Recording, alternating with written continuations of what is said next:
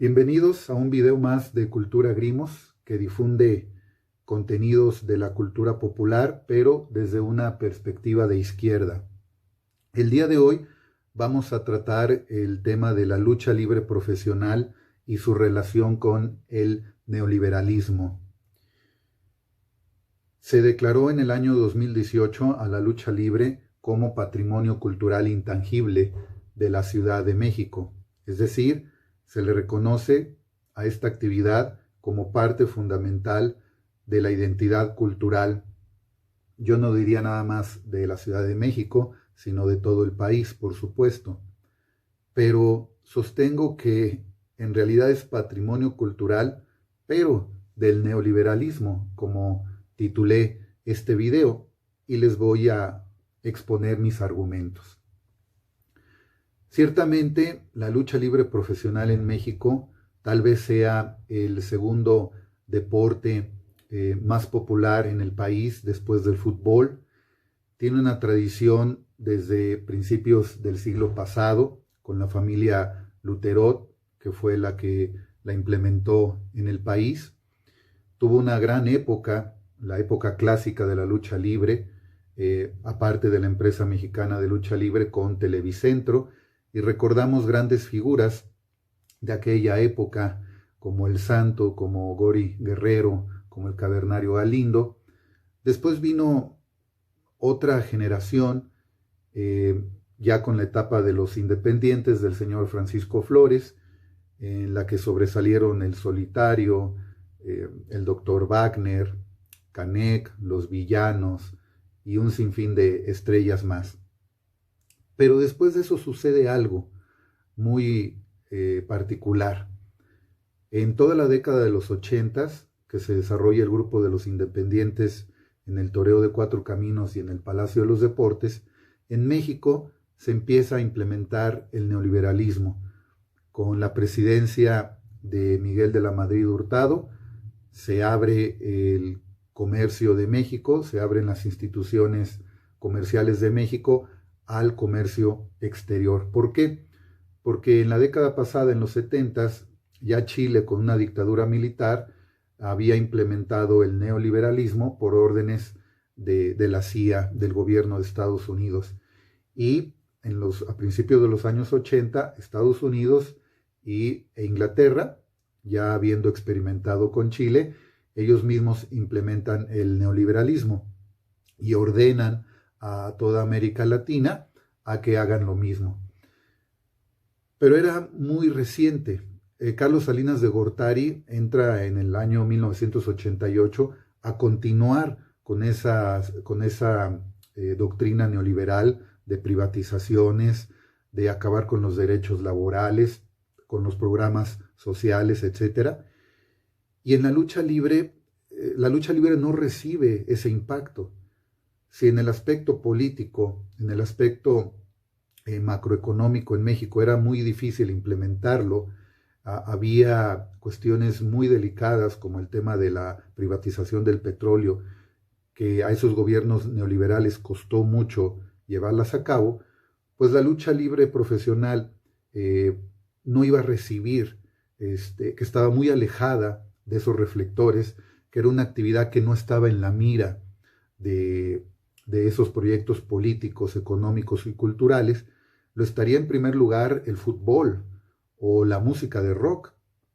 Hay que recordar que, por ejemplo, el rock mexicano que se daba en los hoyos funky hasta principios, mediados de los 80, con una transnacional como Warner Music, se acaparan al rock, se hace el fenómeno del rock en español, grupos argentinos, españoles, un rock light, un rock ya moldeado que se pueda presentar a las masas, que ya no era tan rebelde, que ya no estaba tan crudo como lo asimilaban esos grupos marginados de jóvenes, sino que ya era un rock transformado, moldeado para presentarlo al consumo masivo, y le quitaron lo rebelde precisamente. El rock y el fútbol en México pues estaban antes en los planes del liberalismo que la lucha libre profesional, Por eso el grupo independiente del señor Flores pudo desenvolverse con toda facilidad en los años 80. Pero justamente sucede que en el gobierno de Carlos Salinas de Gortari, donde se privatizaron bancos, se privatizó Telmex, se abrieron las empresas paraestatales a la inversión extranjera, entró en vigor el Tratado de Libre Comercio, fue la insurrección zapatista, es decir, ya estaba en plena marcha ese proyecto neoliberal en México. Y justamente coincide con que en 1992 se crea, hablando ya de la lucha libre, la AAA, que es un proyecto de Televisa, que ya había tenido otros proyectos anteriores, con Televicentro, por ejemplo, con el Pabellón Azteca. Se dice que trató de transmitir las funciones del Toreo de Cuatro Caminos, no se llegó a un acuerdo, pero independientemente de eso, en el año 92 hace otro intento. Televisa, que en aquel entonces era el gran consorcio de toda Hispanoamérica y en México tenía una influencia política, económica, ideológica y cultural enorme. Decía Carlos Monsiváis que la Secretaría de Educación Pública en México era Televisa. Decía Emilio Azcárraga, el Tigre, que ellos hacían televisión para jodidos.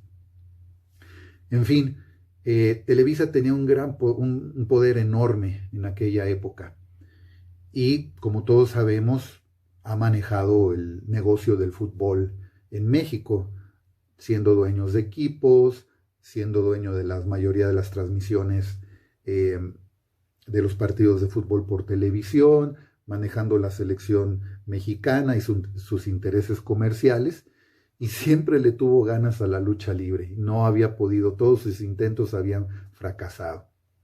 Bueno, pues ellos controlaban también todo el ambiente musical. Recordemos el programa de Siempre en Domingo con Raúl Velasco.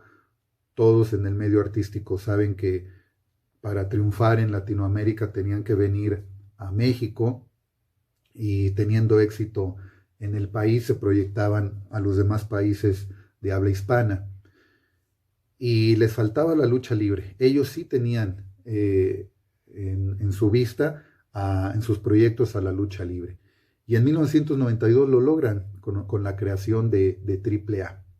Pero esto es muy importante para la lucha libre, porque la lucha libre deja de evolucionar de forma natural, artística. Es una actividad, es un deporte espectáculo, es una actividad deportiva, pero se da un espectáculo a la gente que paga un boleto para ello, pero también se hace arte. Hay que ver los trabajos que hace Carlos Monsiváis, por ejemplo, al respecto, y al ser una tradición popular, una tradición de la cultura popular, hacer una actividad social, se vuelve una actividad cultural y artística, por la personalidad de los luchadores, por sus personajes, su desenvolvimiento escénico y por el impacto, por la influencia que tiene en la sociedad, en los grupos sociales.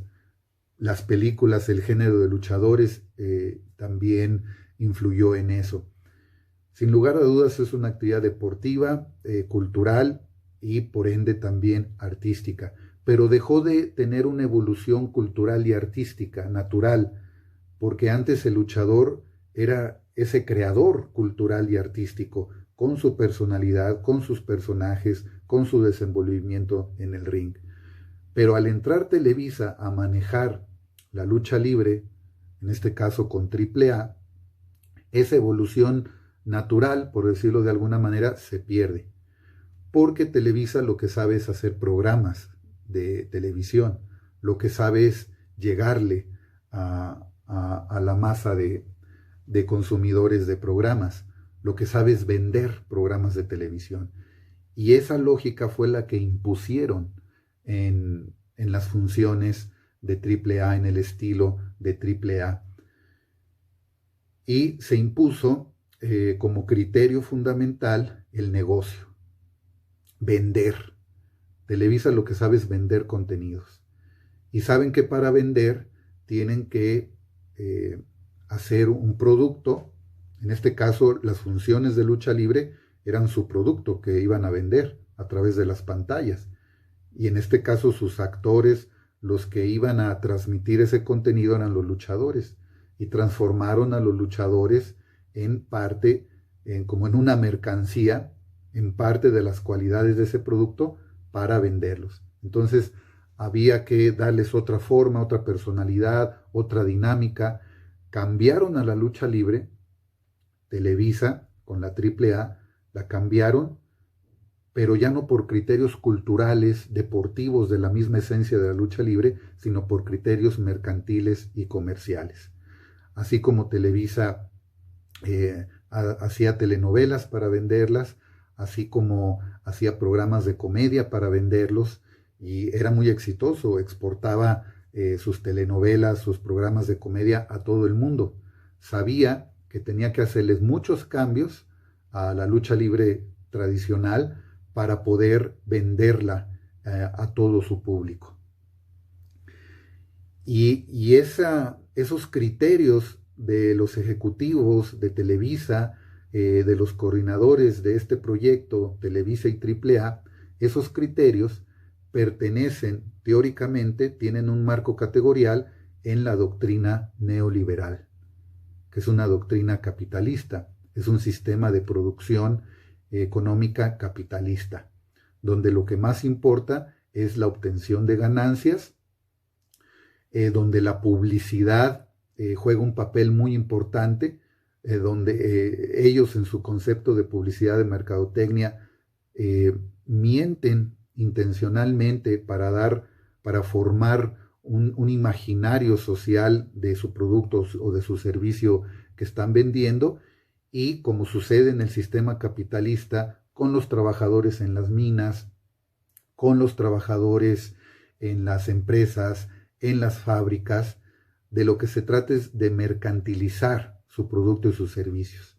Y en este caso, el luchador, el elemento, se tenía que convertir en una mercancía, tenía que tener cualidades como un producto, como un objeto, ya no como un ser humano que desempeña, que es un creador cultural, sino ahora como un objeto, tenía que ser tratado como una mercancía que fuera atractiva para el público que iba a consumir esos programas de lucha libre.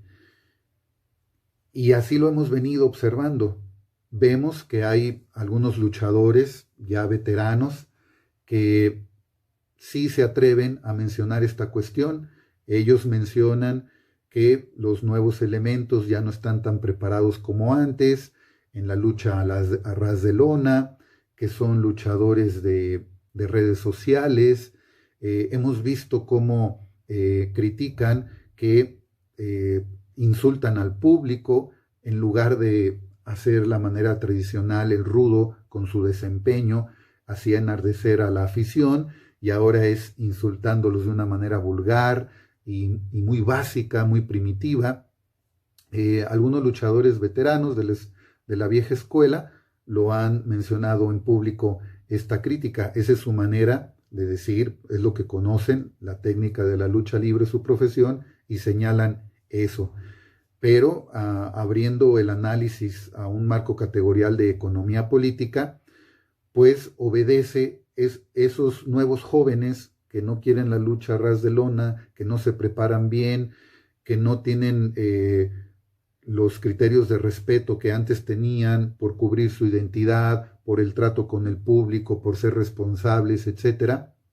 Todo eso se debe a que ellos vieron que lo que estaba de moda, lo que tenía éxito comercial, eran las funciones de AAA, era el estilo de la AAA. Y ya hemos mencionado que el estilo de la AAA, por el proyecto de Televisa, de convertirlo en un producto rentable, sin importar otra cosa más, eso es lo que hace el capitalismo. Decía Marx, todo lo sólido se desvanece en el aire. El capital destruye todas las tradiciones. La acumulación de capital, la competencia por acumular capital, destruye todas las tradiciones, destruye todos los dioses anteriores. Hemos visto cómo, por ejemplo, otra de las consecuencias de este proyecto de Televisa con AAA es que la lucha libre ya entró a esa dinámica del neoliberalismo. Ahora vemos que hay luchadores profesionales que manejan una marca registrada, que luchan por sus derechos, por derechos de autor, venden sus productos originales, denuncian a aquellos que no son productos originales. Y como decía Marx, el capitalista ha dejado de tener una libertad propia para decidir la ética de sus actos, porque el empresario capitalista ya no puede decidir ser bueno o malo, sino que si tiene que sobrevivir, observa que si tiene que sobrevivir en ese mundo de competencia, tiene que ajustarse a esas reglas, si no, el mercado lo va a sacar. Y se ve en estos luchadores, ellos están amparados por la ley.